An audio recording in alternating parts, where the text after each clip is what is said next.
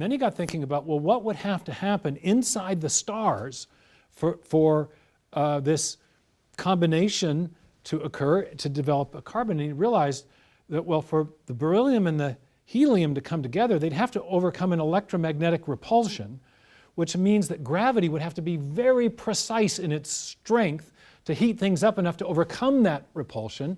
And that meant that gravity had to be fine-tuned. And in fact, here's the exact problem.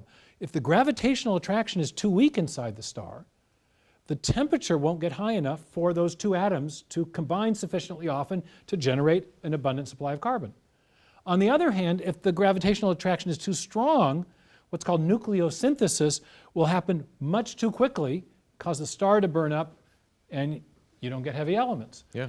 And the tolerance was very, very small, a very fine a sweet spot in relation to the natural range of values.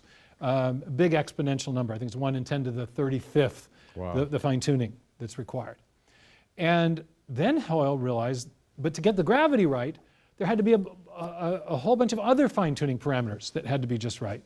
And so later, as he was reflecting on his own discovery and subsequent discoveries of other fine-tuning parameters that physicists revealed, he was quoted as saying, "A common sense interpretation of the data suggests that a super intellect has monkeyed with physics and chemistry in order to make life possible." He says there are no random forces in nature. Everything is finely tuned, and that suggests a fine tuner.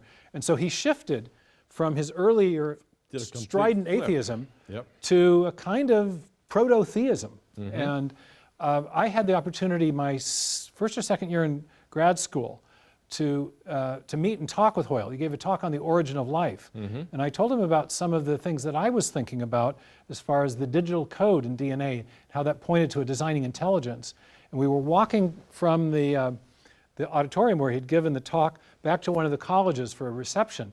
And when he heard me say intelligence, he pulled me aside and he said, "Here, walk with me." And he said, "Yeah, there's no question that if we could invoke an intelligence, it would explain a lot about what we see both in the universe and in Wow. life." Wow. So we had a major shift of worldview as a result of his own discoveries about fine-tuning.